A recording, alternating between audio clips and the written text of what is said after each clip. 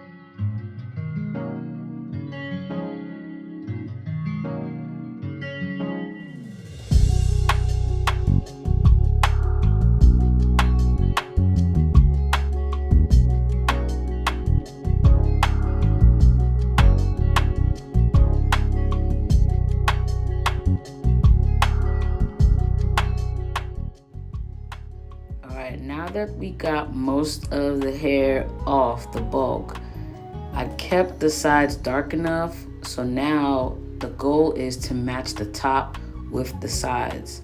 And again, I go back to my misting spray bottle just to make sure that the hair is damp enough so that I can use my smaller comb and my shears from here.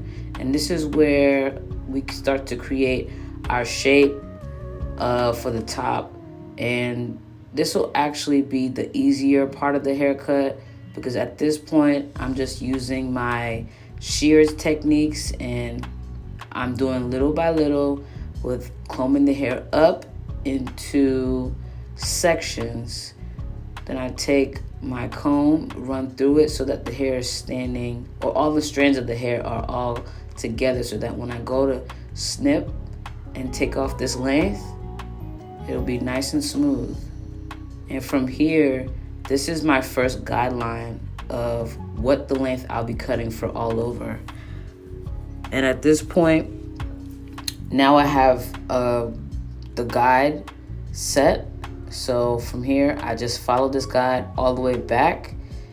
And I typically do down the middle, then the left side of the head, then the right side of the head, and then I'll go on to around the head. So as you watch this, just pay attention to the positioning of my comb, my shears, my hands, and the section of the head that I'm working on. Right now, this is the center part of the head that I'm working on.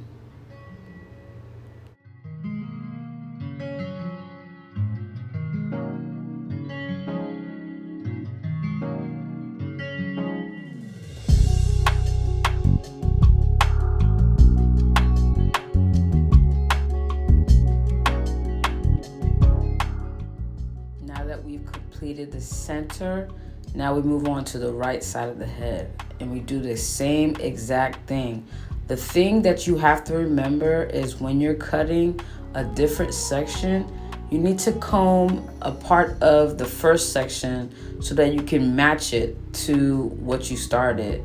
So my line is right down the middle, but when I go to the left or the right, I make sure I comb some of the middle up with the left or the right so that I can determine how short to cut it. So as you can see, I'm starting to get to the back of the head now. And for the left side I'm gonna be working on, I want to re-dampen it because it's probably dry by now. And that's the only reason why I really spray and respray, is if the hair feels a little bit too dry. With that in mind, you have to make sure that you can control the hair, because if you don't control the hair, it'll be more of a struggle for you to get through this shear cut step. So right now this is pretty much the left side of the head, and as you can see, where my pointer finger is, that's where most of the center of the hair is. So I'm just matching what the length is to this, from the center over to the left.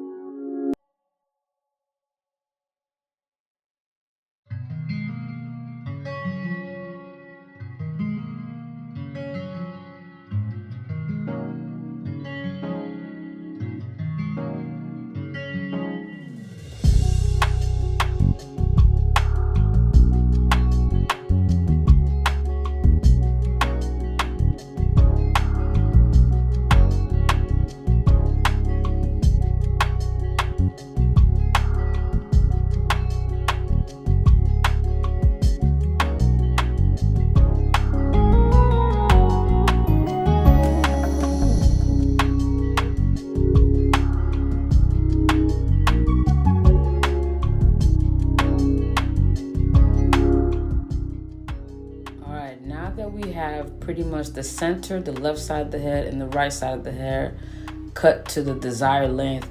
Now it's time to connect the sides, and with this part I like to utilize my thinning shears, which have teeth on them, as you can see, and this will help me blend the sides into the top so much more easier than trying to either clipper over comb or use the shear cutting technique. So with this, what I'm doing is I'm combing the hair up, and I'm literally just cutting the very ends of where the hair lands. So when you see me combing it down, it's because I'm making sure that it's laying where it needs to lay. The more that I continue to comb it up and snip at it, it's pretty much taking layers of hair. And instead of it cutting a straight line, it kind of creates a up and down line. I want to say maybe like a slight zigzag, but it really is just cutting every other hair up and then down so that it lays within the top layers, I guess, structure of the hair. So this tool is such a game changer. If you don't have a thinning shear in your arsenal, please get one. I'm trying to tell you how much more efficient your haircut will be with the thinning shear. As you can see, I dampen it with a little bit of water, and it just makes the hair glide so much more easier through the comb. And when that happens, there's no way that you can make a mistake unless you're not paying attention. And that's what it takes, paying attention and watching what you're doing bit by bit. As you can see here, I'm making sure to comb and re-dampen the hair as much as I need to. Not enough, again, not enough to make the hair drip water, but just enough for the hair to be able to be maneuvered as easy as possible. So again, I'm going in towards the front because his bangs lays to one side and not the other. So I have to make sure I blend it to the top so that when I style it, it'll be out of the way and not hanging over his face. So just continue to watch and see how little by little this blending shear is definitely going to make everything come together.